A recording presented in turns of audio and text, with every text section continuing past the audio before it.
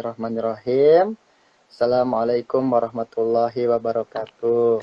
Waalaikumsalam warahmatullahi wabarakatuh. Puja dan puji syukur yang senantiasa kita haturkan kepada Allah Subhanahu wa taala yang selalu memberikan syafaatnya kepada kita semua, baik itu berupa nikmat sehat jasmani maupun itu rohani, serta rejeki yang diberikan dalam setiap harinya. Sehingga dengan demikian kita dapat melaksanakan acara bincang-bincang Yosim ini dalam keadaan sehat walafiat. Amin, amin ya rabbal alamin.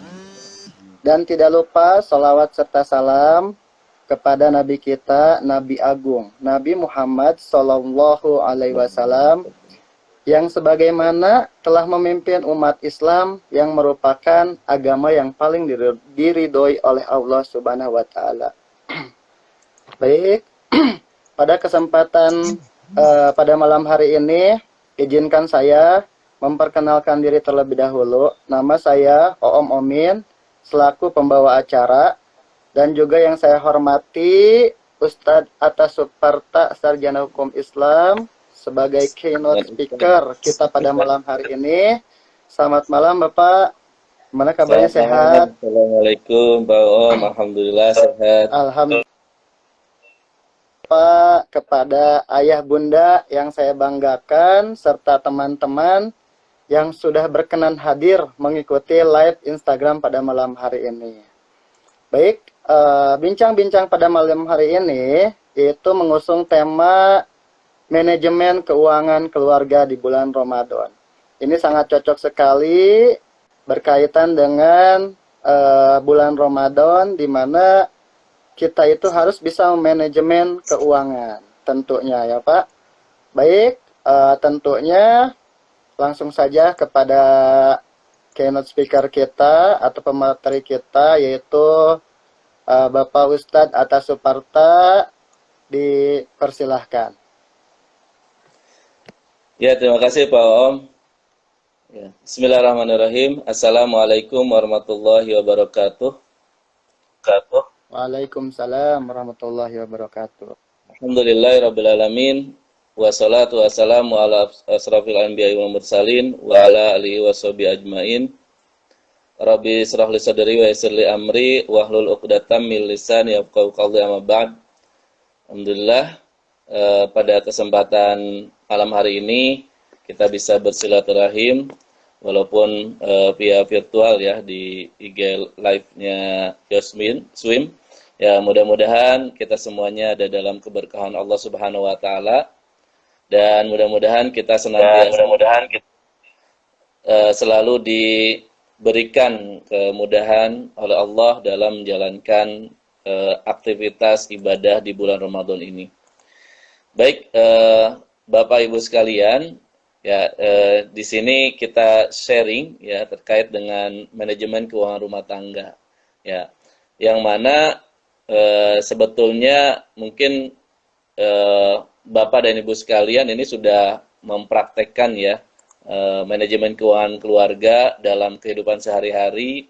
Ya pastinya kan dirasakan apakah itu adalah sesuatu yang sulit atau misalkan mudah dan sebagainya. Ini tentu dipastikan ya bahwa keluarga ini juga harus kita ya manage gitu ya, bukan hanya manage terkait dengan keseharian, aktivitas bekerja, kemudian juga terkait juga komunikasi gitu, mendidik anak dan sebagainya. Dan bab keuangan keluarga juga merupakan hal yang tidak kalah pentingnya ya, untuk kita perhatikan dan untuk kita pastikan bahwa apa yang kita lakukan ini adalah ya tujuannya adalah tujuan mulia dalam sebuah pernikahan, yaitu menjadi keluarga yang sakinah, mawaddah, warahmah, dan pastinya untuk keluarga kita itu harmonis setiap saat gitu kan, nyaman, kemudian tentram dan lain sebagainya. Nah, tentu dalam memanage keuangan keluarga ini kita harus perlakukannya dengan fokus, teliti, komunikatif dengan pasangan kita, dan juga terbuka ya. Kejujuran itu juga penting gitu ya. Ya, kenapa hal itu penting ya? Karena memang ya penghasilan yang kita dapatkan misalkan dari suami atau dari istri yang mana itu akan menjadi di manage, siapa yang jadi manajer keuangan di keluarga ini, apakah misalkan suami kah atau istri? Biasanya sih istri ya gitu ya yang memanage, atau ibu gitu kan. Nah, maka dari itu perlu ada beberapa hal yang perlu kita pastikan gitu ya, perlu kita perhatikan terkait dengan pengelolaan keuangan keluarga ini. Apalagi sekarang di bulan Ramadan dan eh, menjelang menjelang Idul Fitri ini tentunya banyak hal yang sesuatu kebutuhan tiba-tiba muncul gitu ya. Kebutuhan yang kita yang tidak direncanakan sebelumnya juga ada gitu kan. Nah, ini kita juga harus memperhatikan dengan seksama mana prioritas yang penting, mana prioritas yang bukan tidak penting, mana prioritas yang belum dibutuhkan saat ini. Jadi dalam pengelolaan keuangan keluarga seperti yang dicontohkan oleh Rasulullah SAW, itu yang pertama yaitu kita membuat prioritas keuangan keluarga. Kenapa membuat prioritas? Karena tujuan misalkan dari pernikahan kita di keluarga kita itu kan tujuannya keluarga kita tuh pengennya harmonis selalu kan. Karena di bab keuangan ini juga biasanya akan menjadi sesuatu hal yang ya muncul gitu. Walaupun tadinya hal yang kecil, ya bisa jadi karena bab uang, karena bab ekonomi ini juga akan jadi hal yang mengakibatkan keretakan, ketidakharmonisan gitu ya.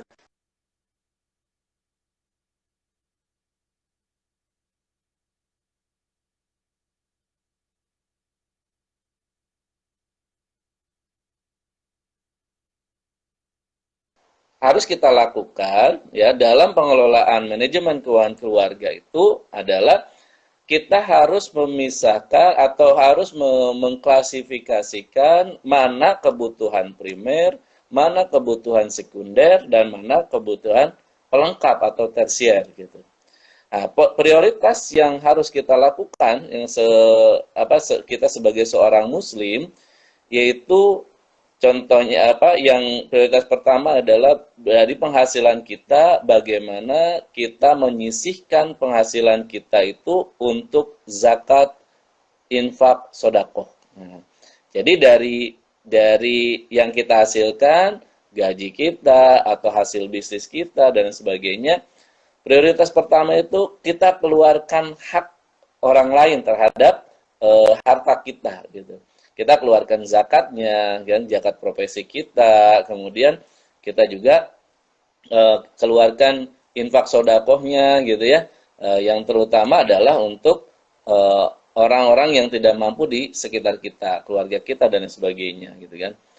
Kemudian yang kedua, itu prioritas keuangan dalam Islam yang kedua, ya, yaitu adalah tabungan atau investasi.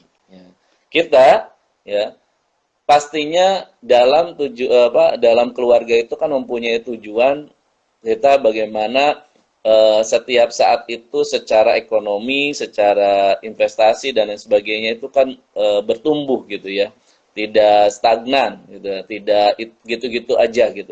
Tapi bagaimana kita punya tujuan pastinya misalkan tujuan untuk memiliki rumah, tujuan untuk memiliki kendaraan, misalkan tujuan untuk misalkan nanti pengen anaknya disekolahkan dan sebagainya gitu ke tempat-tempat ke sekolah yang favorit menurut kita dan sebagainya gitu yang membutuhkan biaya, maka investasi atau tabungan itu harus disisihkan.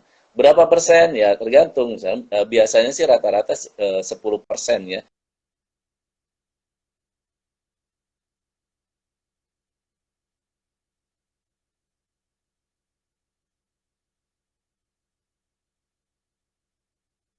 kita, ya. Kewajiban kita misalkan kita punya kewajiban atau hutang kepada apa namanya pihak lain, misalkan apakah perbankan, apakah orang lain dan sebagainya. Jadi kewajiban kita itu harus diselesaikan. Atau apakah sifatnya langsung dilunasi atau misalkan dicicil gitu ya. Kemudian tentunya prioritas selanjutnya adalah belanja kebutuhan rumah tangga. Nah, belanja kebutuhan rumah tangga juga, jadi jangan sampai asal ngalir gitu. Sekarang misalkan dapat uang, misalkan bulan ini dapat uang 10 juta gitu kan. Ah, mumpung banyak uang jadi boros gitu ya, belanja segala dibeli gitu ya. Nah, makanya perlu dipastikan bahwa kalau kita belanja kebutuhan keluarga, misalkan bulanan gitu ya, misalkan kita ke supermarket dan sebagainya, kita pastikan bahwa kita datang ke supermarket itu kebutuhan ya. Mau misalkan beli minyak kah, beli apa terigu atau lain sebagainya, gula, kopi dan lain-lain gitu. Sehingga sudah di list. Kemudian budgetnya berapa gitu kan dalam satu bulan itu gitu.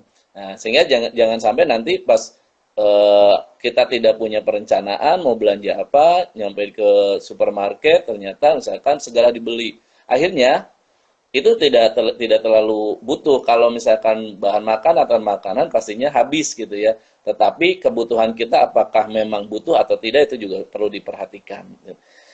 Ya, di kebutuhan rumah tangga itu ada tiga, itu kebutuhan primer, yaitu kebutuhan yang tujuan ya, mewujudkan 5 tujuan syariat, yaitu memelihara jiwa, akal, agama, keturunan dan kehormatan. Contohnya apa? Ya, contohnya makanan, ya, minuman gitu ya. Kemudian tempat tinggal, kesehatan itu merupakan kebutuhan primer gitu ya. Rasa aman itu ya. Jadi kalau misalkan jangan sampai nanti kita di rumah misalkan akhirnya ya banyak ketakutan gitu ya. Takut misalkan bocor lah rumahnya kalau hujan dan lain sebagainya, itu juga kebutuhan primer yang harus kita berikan untuk keluarga kita. Kemudian kebutuhan sekunder ya, kebutuhan sekunder itu untuk memudahkan hidup agar jauh lebih dari sebelumnya ya, jauh dari kesulitan gitu. Nah, ini juga sesuai dengan kebutuhan pastinya, kebutuhan sekunder ini. Dan yang terakhir adalah misalkan yang terakhir adalah kebutuhan pelengkap tersier. Itu juga yang harus kita perhatikan. Jadi jangan sampai nanti sekunder kemudian sama pelengkap ini diutamakan, misalkan sedangkan kita misalkan di rumah ya anak sakit tidak diperhatikan, makanan nggak ada ya tidak diperhatikan dan sebagainya gitu ya, itu juga perlu diperhatikan. Yang kedua dalam pengelolaan keuangan keluarga yaitu mengelola keuangan ini dengan hemat dan sederhana. Gitu. Di sini berarti bukan berarti pelit ya, hemat dan sederhana itu bukan berarti pelit. Ya. Yang tadi yang diperhatikan apakah misalkan prioritas pertama zakat, infak sodako kita udah dikeluarkan belum? Kemudian tabungan untuk masa tua kita, pendidikan anak kita sudah dilakukan belum? Gitu ya. Prioritas-prioritas itu. Ya. Jadi sehingga kita itu setelah misalkan semua kebutuhan-kebutuhan prioritas yang sudah kita keluarkan, sudah semuanya, maka misalkan ada dana yang dari penghasilan kita yang masih berlebih gitu ya, ya digunakanlah dengan sehemat dan sesederhana mungkin. Jadi jangan sampai mencolok misalkan ya karena gajinya banyak misalnya, akhirnya ya tiap saat misalkan jalan-jalan dan sebagainya. Jalan-jalan itu perlu ya, tetapi diperhatikan gitu ya. Jadi jangan sampai menguras kos atau anggaran dari keuangan keluarga kita. Kemudian yang ketiga, istri boleh membantu keuangan suami. Maksudnya apa? Di sekarang ini kan kebutuhan rumah tangga itu kan luar biasa ya gitu ya, dengan harga pokok bahan makanan, kemudian juga pendidikan, kesehatan ya, semuanya serba naik gitu ya. Kemudian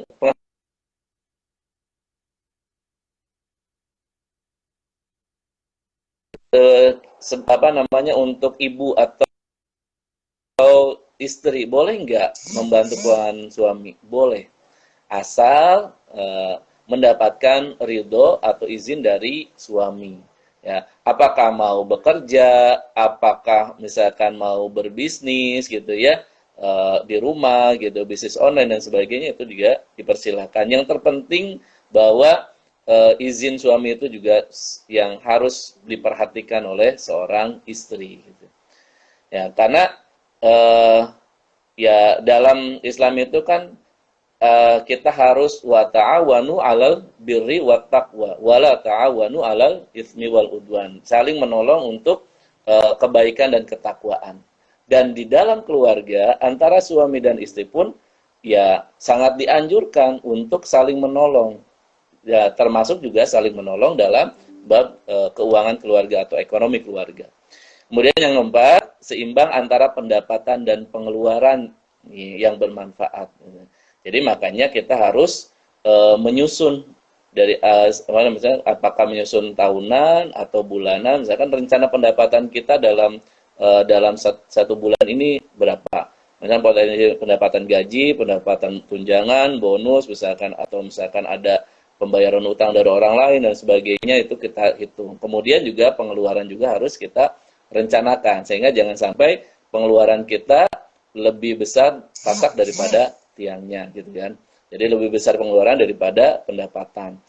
Dan yang kelima, ya, kita ada 7 poin. Yang kelima, bersikap pertengahan dalam pembelanjaan. Nah, berarti apa, di sini tidak boros gitu. Nah, karena hal yang boros apalagi mubazir gitu ya, ini juga tidak disukai oleh Allah Subhanahu wa taala.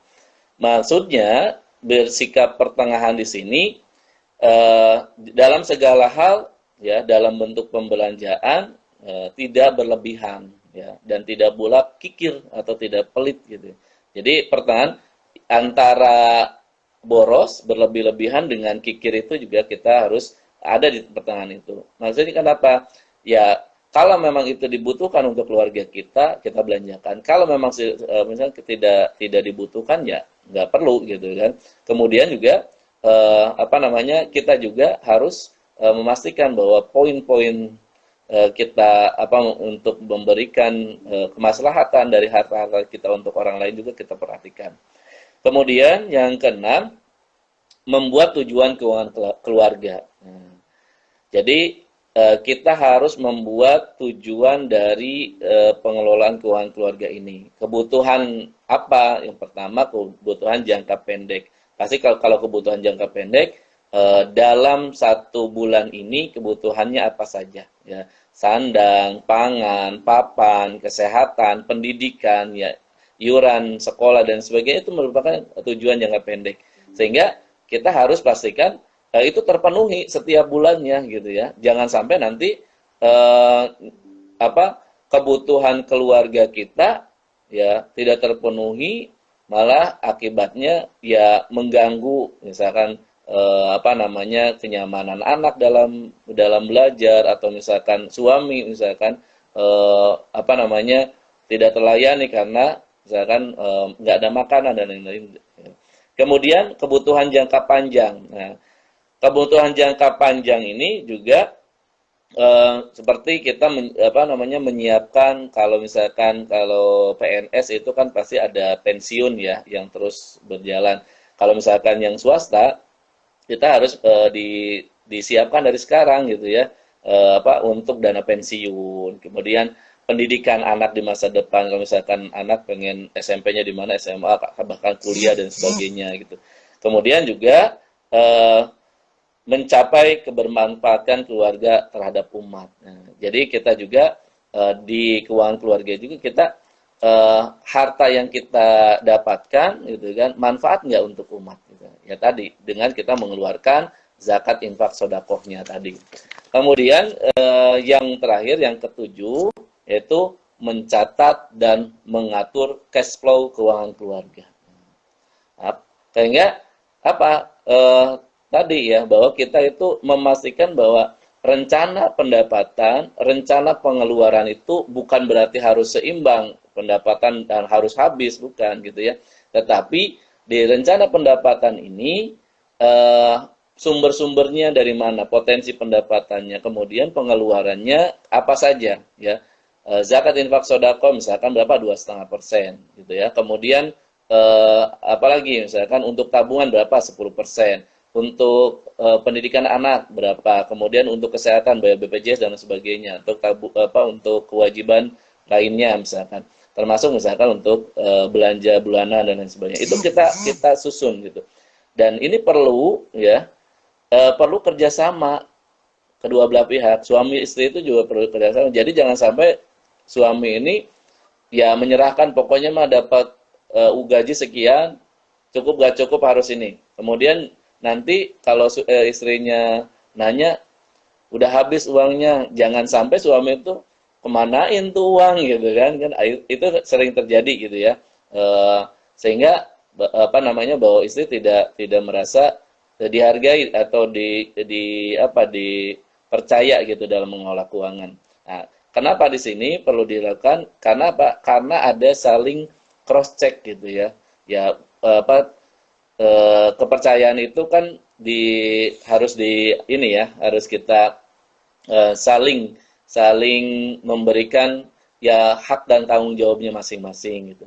Nah, itu terkait dengan dalam pengelolaan keuangan keluarga, apalagi sekarang ya di bulan Ramadan, menjelang Lebaran ini juga kita harus memastikan bahwa dari pendapatan yang kita dapatkan, gaji, THR, tunjangan, dan lain sebagainya, pastikan kebutuhan-kebutuhan primer kita juga harus terpenuhi. Sehingga jangan sampai karena banyaknya kebutuhan di bulan Ramadan, apalagi hari raya, ini akan mengakibatkan habisnya pendapatan kita ya, sehingga setelah itu kita tidak memiliki dana lagi untuk kebutuhan-kebutuhan yang mendesak di suatu hari nanti. Walau bisawab, mungkin itu Pak Om yang bisa di-sharingkan. Mohon maaf apabila ada kekurangan. Walau bisawab.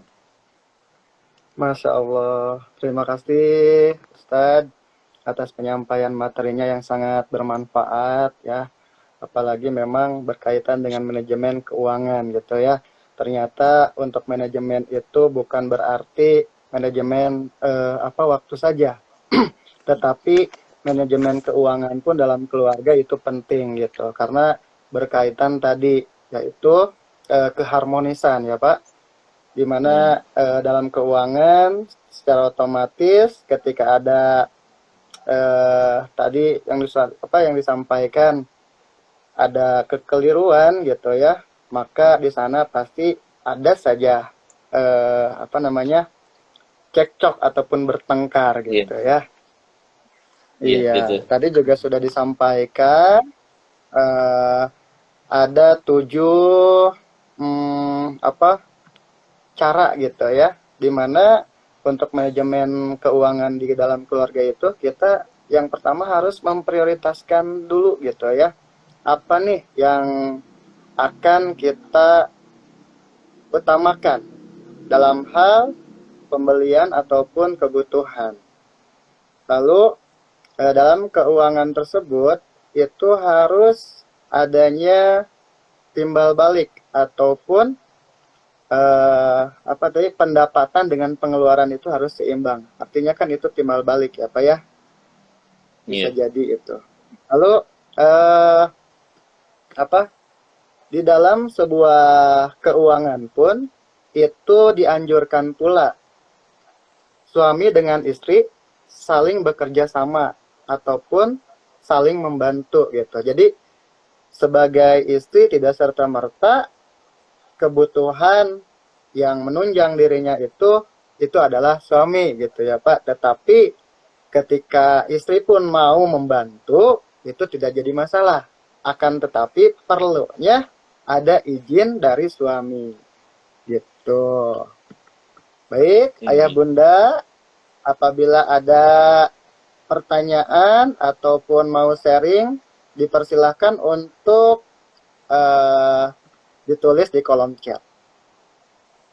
Tentunya Ustadz harta ini adalah apa namanya, pengalamannya yang mungkin bisa jadi sangat berpengalaman, sehingga sangat sangat memungkinkan untuk dipertanyakan ketika kita kurang mengetahui. Mangga. Nggak juga, mungkin ada tambahan dari yang lain Pak Om. Ya, Insya Ya, Allah. boleh. Ya, ini ada ini Bu Putri, ada Bu Raina gitu kan, yang pengalaman. Iya. Dan ada Umi Syakila ya, itu manajer keuangan di Boleh. keluarga. Iya, apalagi dengan saya Pak yang belum berkeluarga tentunya membutuhkan pengetahuan gitu ya, ataupun pengalaman yang didapat sehingga bisa diaplikasikan oleh saya ketika saya nanti berkeluarga gitu ya. Jadi Ya, sangat insya Allah cocok lah. secepatnya ya Pak Om ya. Amin, doanya Pak ya.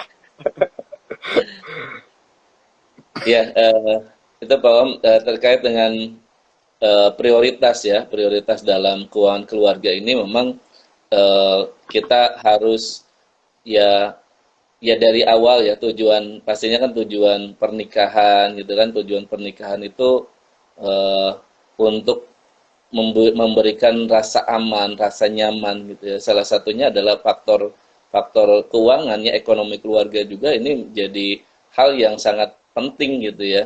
Karena tidak sedikit gitu eh, masalah yang muncul ini karena memang dari masalah keuangan keluarga.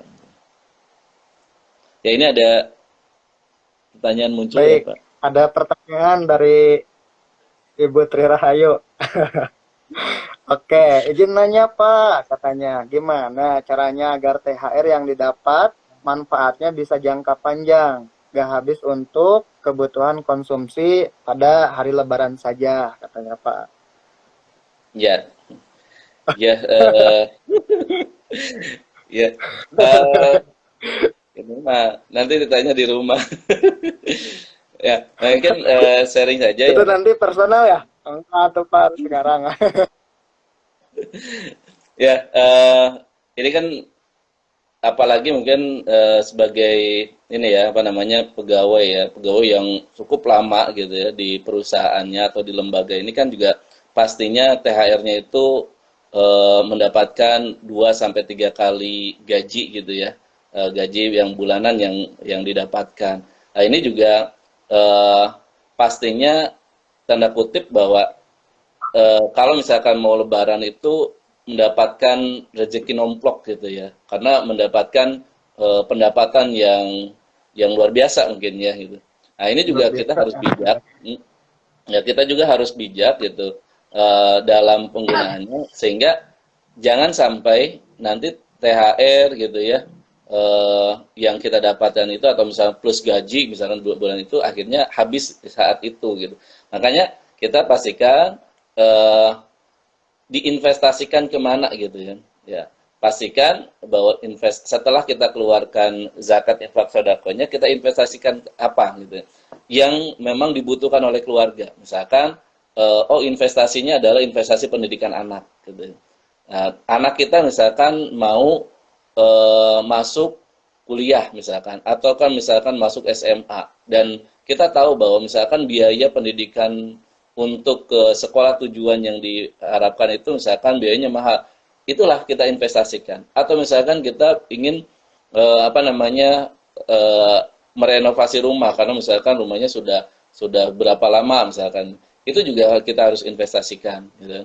Dan juga ada investasi jangka panjang yang sifatnya eh, kita akan mendapatkan manfaat ya manfaat di kemudian misalkan ya untuk menjelang pensiun gitu ya kemudian kita juga misalkan apa ya untuk investasi yang sifatnya kita itu memastikan bahwa butuh dana yang besar gitu di suatu saat gitu itu juga ini kan kemudian bentuk misalkan kalau misalkan tabungan gitu ya seperti apa ditabungkan. Kalau misalkan ini ya di perbankan syariah itu kan banyak ya jenis-jenisnya gitu kan, apakah mau didepositokan dan lain sebagainya. Karena kalau misalkan apalagi kalau THR-nya ini beli baju ya dan bajunya itu langsung ya, kalau memang misalkan ya tergantung ya besaran nilai THR kita ya gitu ya. Nah, kalau misalkan itu kita setahun sekali misalkan beli bajunya misalkannya, dan nilai THR kitanya insya Allah sih kayaknya nggak akan habis ya sama beli baju ya, insya Allah. Yang terpenting adalah bisa dimanfaatkan, kemudian kita bisa alokasikan untuk hal-hal yang manfaat di kemudian hari. Mungkin itu, Om. Alhamdulillah. Baik, masih ada yang ingin bertanya, dipersilahkan. Berarti dalam hal manajemen keuangan ya, Pak, boleh berarti ya kita menabung di bank gitu ya. Akan tetapi Iya, mungkin banknya syariah gitu ya, Pak ya. ya, supaya lebih berkah ya, gitu. Karena kan kalau bank syariah bagi hasilnya kita bisa manfaatkan ya, bisa memanfaatkan untuk keperluan kita gitu. Dan fatwa MUI kan udah jelas ya, gitu, seperti itu.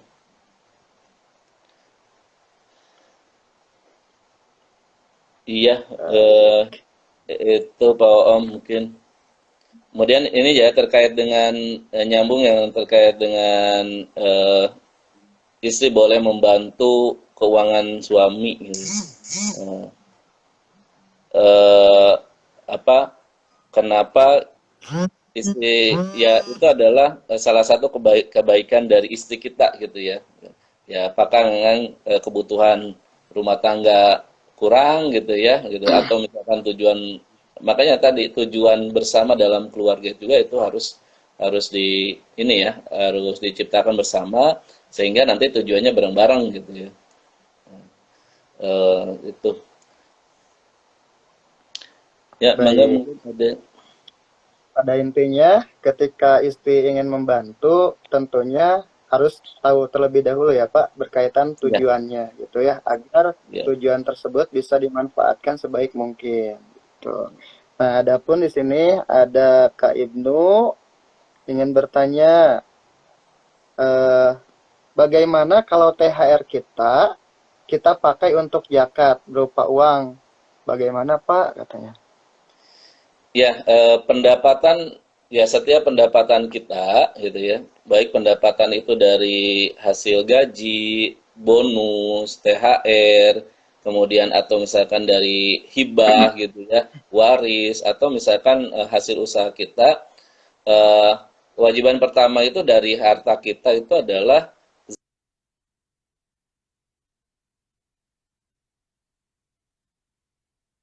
apa namanya, hasil perhitungan ya dalam zakat. Itu kita keluarkan zakat kita 2,5% dari pendapatan kita.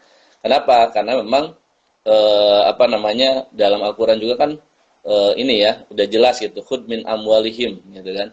Ambillah dari harta-harta kita. Untuk apa? Zakat, infak, sedekah dan sebagainya. Ini juga kenapa tujuannya adalah untuk membersihkan harta-harta kita gitu. Karena di dalam harta yang kita miliki itu ada hak orang lain. Siapa? Fakir, miskin, amilin, gorimin, fisabilillah, ibnu sabil dan sebagainya gitu.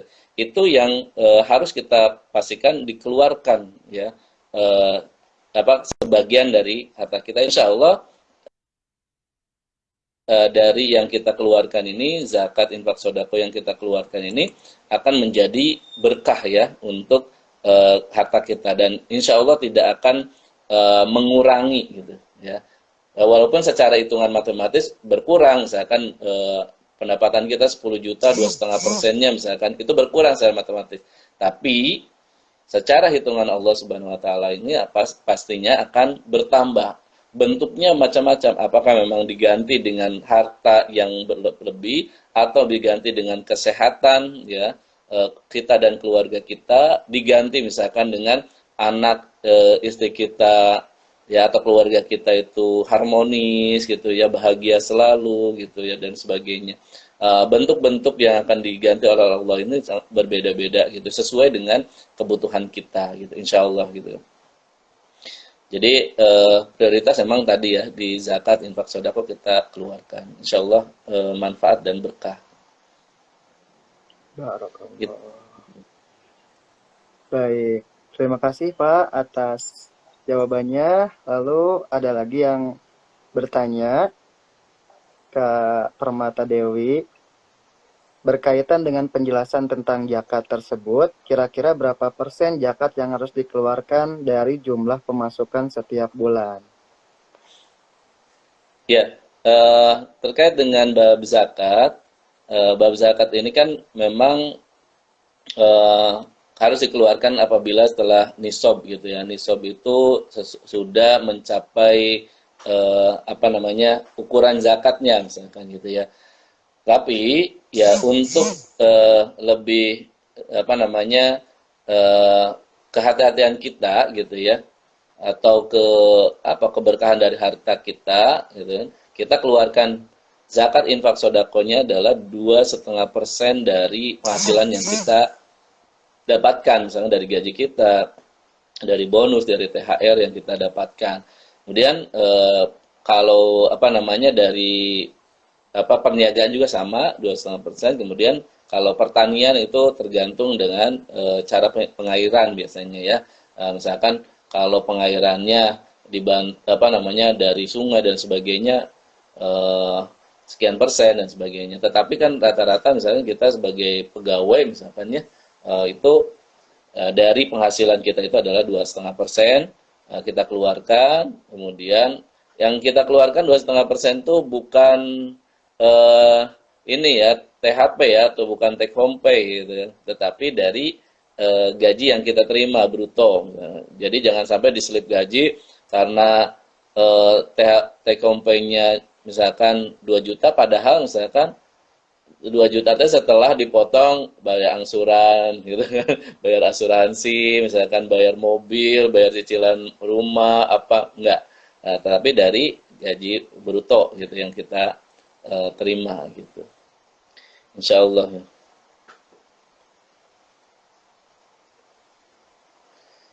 Ya juga ini apa namanya menambahkan ya Pak Om terkait dengan eh, membuat tujuan keuangan keluarga gitu ya. Jadi kita dalam keluarga itu ya kita tuh jangan hanya ngalir gitu ya.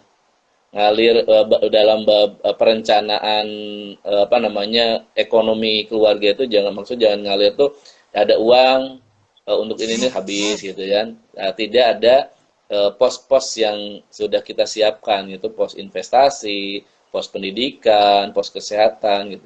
Nah, sehingga nanti kenapa kita harus mempunyai tujuan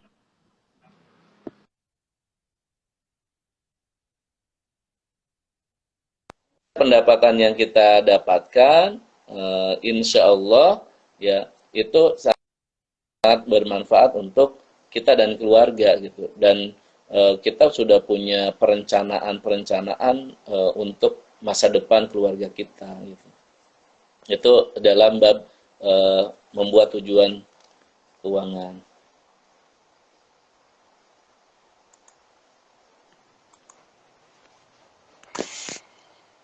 Baik, jadi untuk berkaitan apa namanya tadi itu pengeluaran berapa persennya itu 2,5%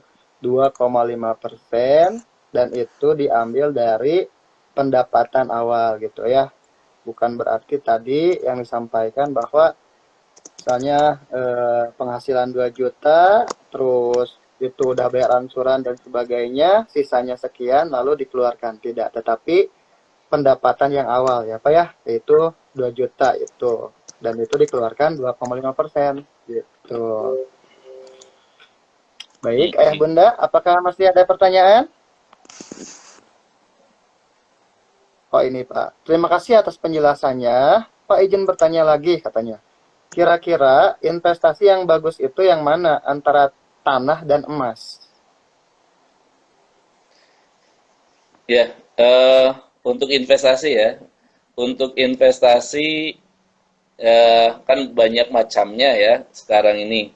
Ada investasi apa namanya dalam bentuk harta apa tidak bergerak ya kan, contohnya tanah gitu ya.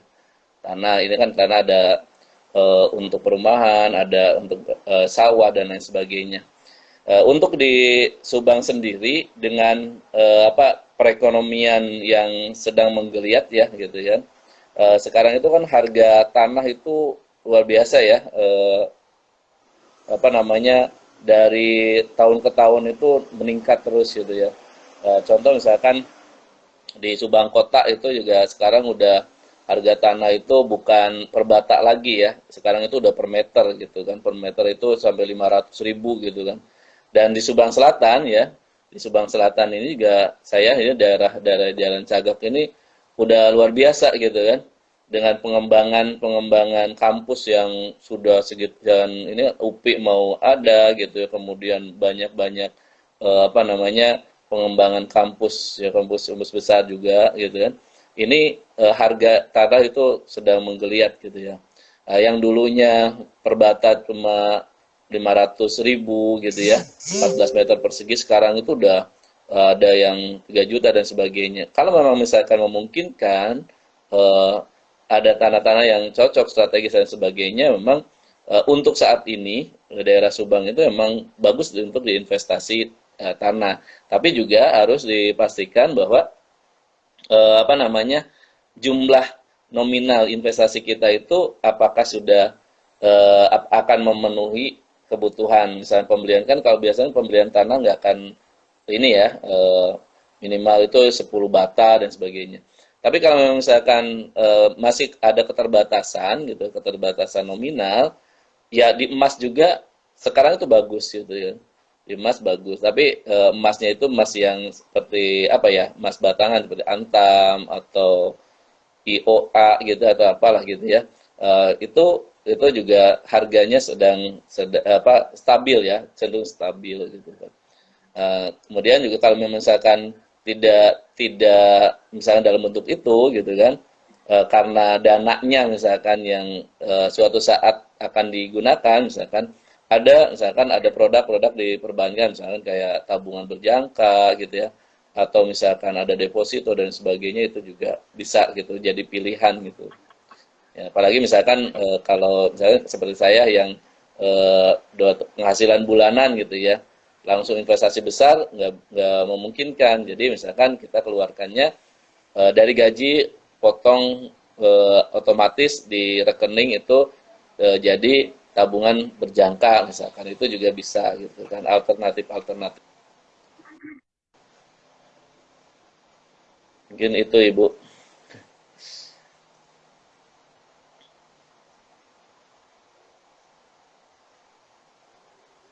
Baik, Pak. Jadi berkaitan dengan investasi yang di wilayah Subang itu karena semakin pesatnya pembangunan gitu ya, sehingga tentunya harga tanah pun itu akan meningkat gitu ya. Yang awalnya tadi dikatakan apa per bata sekarang sudah per meter gitu ya, yang artinya itu sudah peningkatannya sangat signifikan gitu ya, Pak. Iya.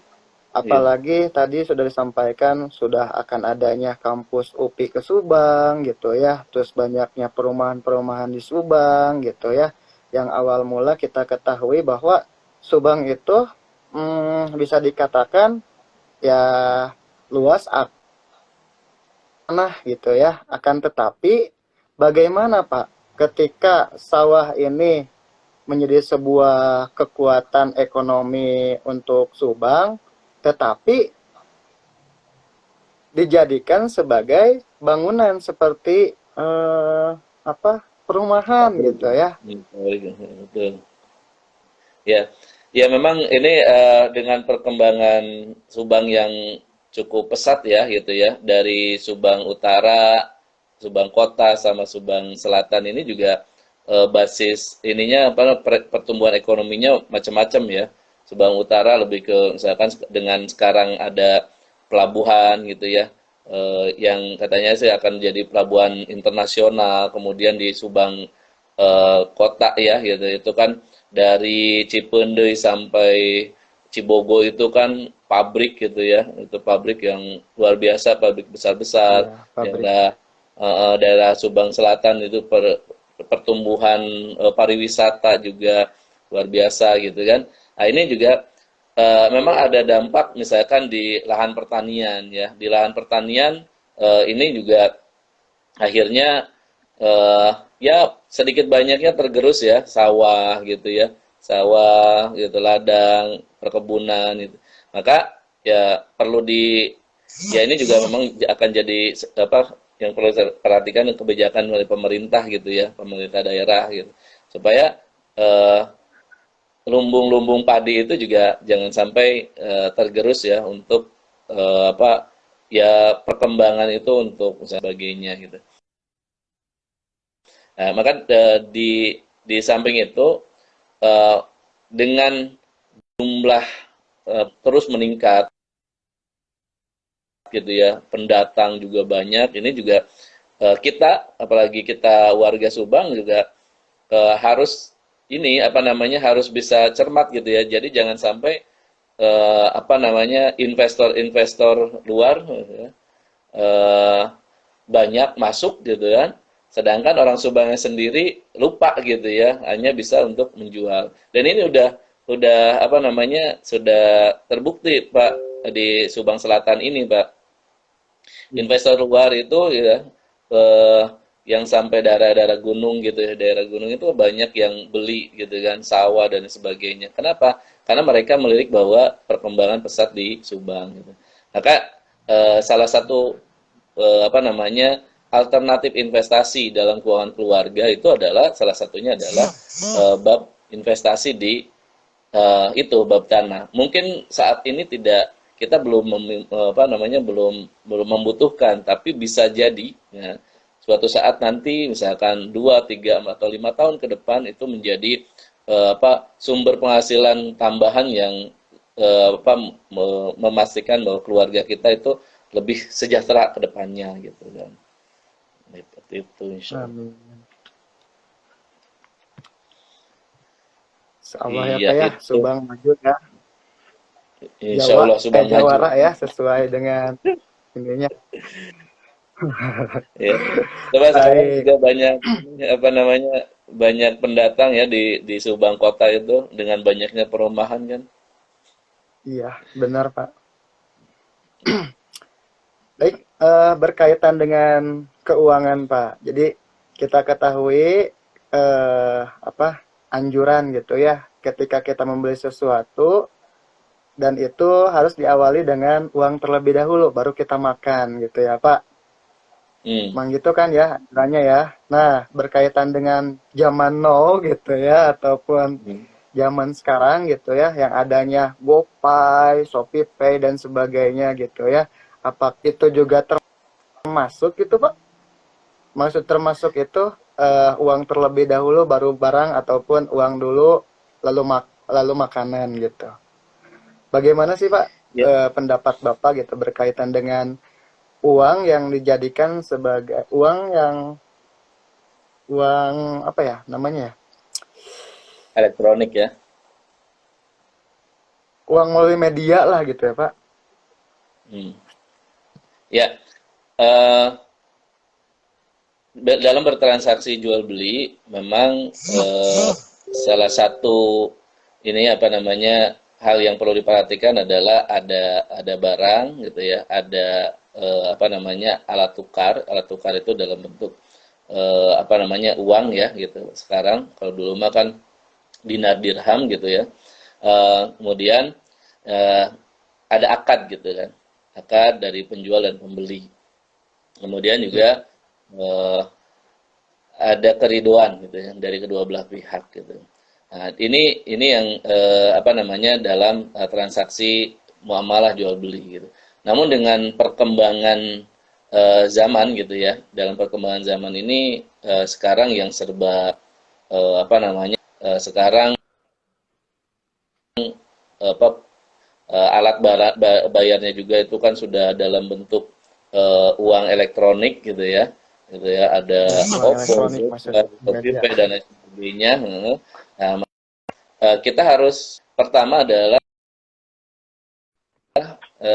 dalam bertransaksi itu ya kita sebagai pembeli itu harus tahu ya spesifik yang kita butuhkan. Kemudian juga yang kedua adalah jelas harganya gitu kan. Jelas harganya sehingga apa namanya kita tuh saling ridho gitu antara kedua belah pihak. Ya kalau memang misalkan syarat ketentuannya yang berlaku dan sebagainya dari disepakati kedua belah pihak.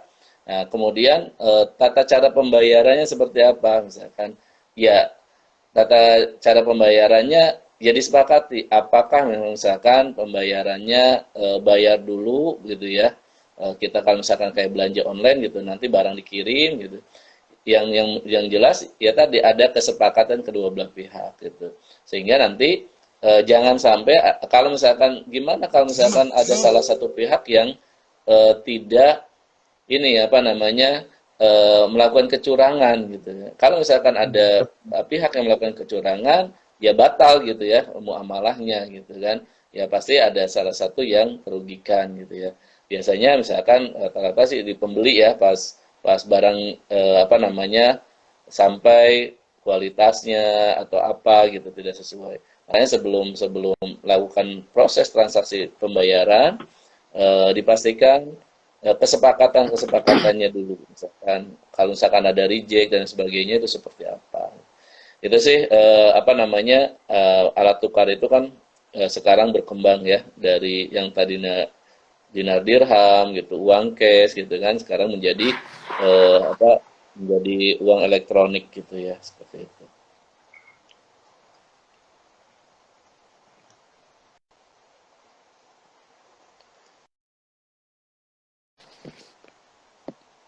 ya mungkin itu Pak Baik, baik Pak. Jadi pada intinya asalkan kedua belah pihak itu ada kesepakatan gitu ya, maka itu diperbolehkan. Baik, ini ada Bunda Kertaputri Dewi, Pak. Jadi maaf katanya telat gabung nih. Minta direview ulang dong, Pak, tip pengelolaan keuangan selama Ramadan ini. ya dalam pengelolaan dalam pengelolaan keuangan selama Ramadan itu kan tadi ya kita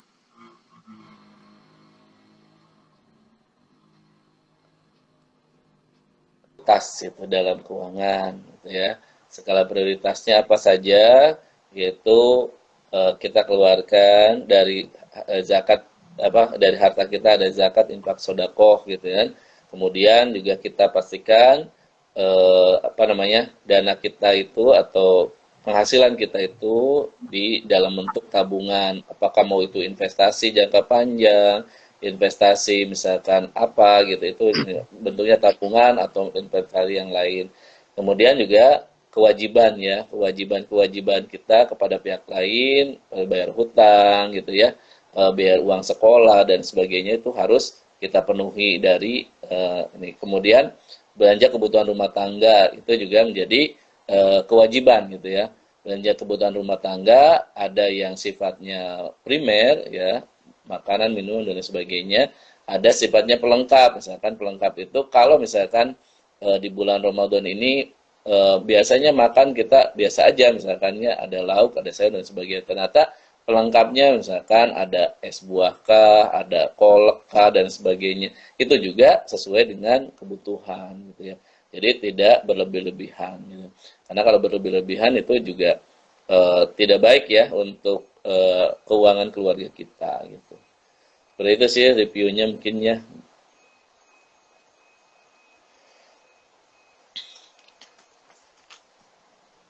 Baik, Masya Allah sekali ya. Memang untuk manajemen keuangan ini sangat penting ya, Pak. Jadi tidak Nih, hanya insya Allah. berkaitan. Iya, Nah, bagaimana sih Pak nih tips contohnya seperti saya gitu ya, yang bisa dikatakan dalam hal ya penghasilan juga tidak terlalu banyak gitu ya, tetapi ada gitu ya, dan mempunyai sesuatu keinginan gitu ya, yaitu untuk menikah gitu ya. Dan ada pun apa namanya tips untuk pengelolaan sebelum pra dan sesudahnya Pak gitu. Agar tadi ada jangka pendeknya dan ada jangka panjangnya gitu ya, yang akan menjadi sebuah kebermanfaatan dan juga harmonis ketika sudah menikah gitu. Ya, Mungkin ya, dulu kan Bapak sudah mengalami gitu ya sampai sekarang yang bisa dikatakan ataupun terlihat gitu ya dengan Bunda Tri ataupun Bunda Sakila gitu ya, sangat harmonis sekali gitu ya, yang artinya amin. perjalanan kehidupan atau perjalanan berkeluarganya itu sakinah, mawadah dan warohmah sudah terpenuhi Hmm, gitu. Nah, gimana sih amin. itu Pak tipsnya gitu? Ya, memang untuk yang masih lajang atau bujang ini eh, sangat biasanya sih dalam pengelolaan keuangannya biasanya ini saka ya, sakarepna dewe gitu. Ya, maksudnya eh, apa setiap penghasilan ini kemudian kita maunya apa langsung misalkan beli kah atau jalan-jalan kah atau lain sebagainya gitu. Sehingga kita lupa gitu ya bahwa di masa depan itu kita punya punya keinginan, punya kewajiban gitu ya untuk kita harus ini kan misalnya contohnya persiapan pernikahan dan lain sebagainya. Maka ya ini juga yang patut di ini ya diperhatikan bagi yang ajang gitu ya. Sehingga dari penghasilan yang kita dapatkan itu tetap harus bisa memposkan gitu ya. Kebutuhan untuk makan kita misalkan dulu ya, saya dulu juga tinggal di luar gitu ya. Eh, yang mana harus bayar kos gitu ya. Kemudian juga misalkan ada biaya transportasi, itu tuh harus dipetakan. Jadi dari gaji ini bayar kos berapa gitu kan, apa namanya transportasi berapa, makan berapa gitu kan. Kemudian berapa yang kita mau bantu misalkan ke keluarga kita, ke orang tua kita. Kemudian juga ada berapa yang akan kita simpan gitu. Nah, itu salah satu apa namanya cara supaya memang penghasilan kita itu akhirnya tidak ya apa namanya eh, tidak habis gitu ya dan tidak habis setiap gajian ya habis itu udah apa katanya sih bagus gitu ya nggak minus gitu tapi padahal itu juga kurang baik gitu karena kita harus punya apa namanya pasti punya tujuan dan tujuan kita harus ditopang dengan apa namanya pendanaan gitu. Nah, apalagi misalkan kita yang kalau misalkan menikah itu sebelum menikah kita udah punya misalkan tempat tinggal dulu itu harus emang harus jadi apa ya tekad yang kuat gitu ya. Tapi jangan sampai kita punya keinginan yang bagus gitu ya, nabung nggak mau, akhirnya ujung-ujungnya nggak nikah-nikah itu ya yang salah ya nanti. Gitu. Nah, kemudian apa namanya kita bisa menunjuk misalkan ya, maksudnya menunjuk itu misalkan kita itu tipe orang yang boros misalkan ya, gitu ya. Kita bisa bisa meminta bantuan ibu kita gitu ya, misalkan eh, atau tolong simpankan gitu ya, atau misalkan otomatis gitu ya, eh, apa namanya otomatis dipotong apa namanya di rekening kita untuk tabungan tabungan yang tidak bisa diambil atau misalkan atau ada juga yang ikut arisan gitu ya. Nah, itu juga silakan gitu dilakukan sehingga jangan sampai nanti ya pendapatan kita ya habis untuk konsumsi gitu. Ya apa namanya ada ya biasanya kan kalau anak muda itu misalkan yang belum nikah pengen senangnya nongkrong-nongkrong misalkan atau jalan-jalan dan sebagainya. Tetap itu pos itu tetap harus apa tetap ada sehingga apa namanya, antara kita bersosialisasi, kita kebutuhan apa, kebutuhan keseharian kita gitu, dan investasi kita juga seimbang. Tidak habis untuk hal-hal yang memang kita tidak punya perencanaan ke depannya. Gitu Pak Om ya untuk yang Allah, terima kasih Pak atas tipsnya. Sangat bermanfaat, mudah-mudahan bisa diimplementasikan. amin. Baik, ada lagi Pak, satu lagi ya Pak ya? Ya, Boleh?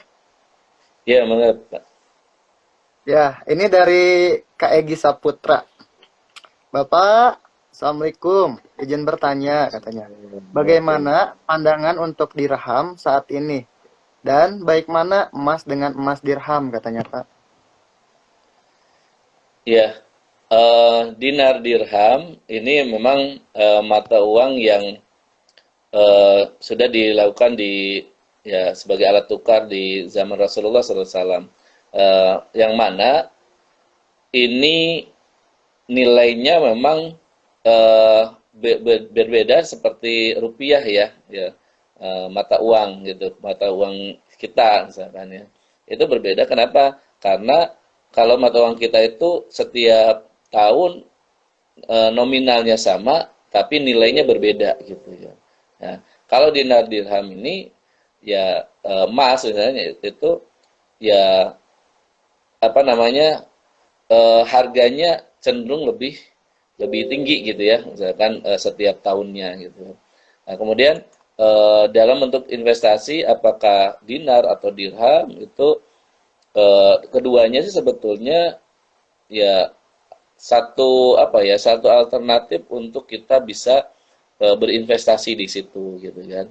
Nah, itu juga tergantung dari perencanaan apa namanya, penyisihan dana, apa namanya, dana investasi kita dari pendapatan kita setiap bulan gitu. Seperti itu. Ya, kalau memang misalkan dirham itu emang nilainya lebih ini ya gitu ya. Lebih tinggi gitu kan. Seperti itu. Insya Allah itu bagus sih keduanya ya. Kalau misalkan untuk jadi alternatif, kan karena ada apa namanya, penjualan juga di apa di lembaga-lembaga tertentu ya gitu, dan nominalnya juga terus naik gitu. Ya berbeda dengan tadi, berbeda dengan nilai rupiah gitu ya. Gitu. Seperti itu sih. Yang malam yang saya ketahui itu Pak Om. Ya, baik Pak.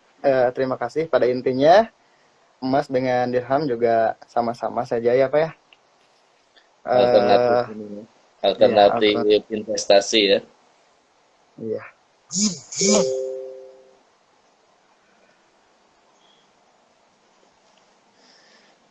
Baik, pada ayah bunda, alhamdulillah pertanyaan demi pertanyaan sudah terjawab. Mudah-mudahan apa yang dipertanyakan dan juga jawaban dari Bapak sebagai pemateri ataupun sebagai penjawab gitu ya, mudah-mudahan bisa diaplikasikan ataupun diimplementasikan dalam kehidupan sehari-harinya. Tentunya mudah-mudahan barokah gitu ya.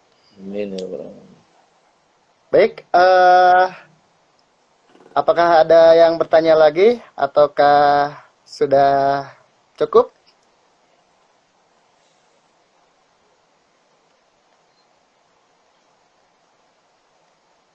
Kayaknya sudah cukup mungkin ya. Mungkin ya Pak. Cukup ya Pak ya? Iya, oke. Baik, saya ucapkan terima kasih kepada Bapak Arta selaku pemateri pada malam hari ini gitu ya. Dan juga terima kasih kepada ayah bunda serta teman-teman yang sangat antusias sekali gitu ya berkaitan dengan manajemen keuangan keluarga di bulan Ramadan gitu ya. Lalu saya selaku pembawa acara gitu ya, memohon maaf apabila ada kata ataupun sikap yang kurang berkenan. Marilah kita tutup istighfar 3 kali. Astagfirullahaladzim, astagfirullahaladzim. Astagfirullahaladzim, dan doa kafaratul majelis. Subhanallahu wa bihamdika asyhadu alla ilaha illa anta astagfiruka wa atubu ilaik. Terima kasih Pak Om. Mohon Baik maaf. Pak Jusan, atas Mohon maaf waktu dan juga ilmunya, kurangnya. mudah-mudahan barokah dan juga manfaat ya Pak ya. Amin ya rabbal Nah, alamin. Bapak, keluarga, mudah-mudahan diberikan kesehatan selalu, sakinah, mawadah, warohmah, dan selamat Amin. anniversary ya Pak ya. Oh, iya alhamdulillah hari ini ya tanggal 19.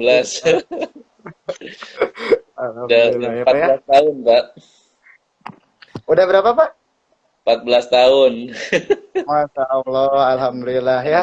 Mudah-mudahan Mudah-mudahan sakinah selalu, selamanya. Pak ya. Mudah-mudahan juga Pak Om cepat menikah gitu ya. Kita doakan. Amin ya Allah, ya Rabbal Alamin. Insyaallah. Insya Allah Pak. Ya, dongkap ya Pak. Insyaallah. Insyaallah ditunggu undangannya. Siap. Ya. Nah, Pak Om, Salam hatur baktos nuhun. ke Bunda Sakila Pak ya. Insyaallah, insyaallah hatur nuhun. Assalamualaikum warahmatullahi wabarakatuh.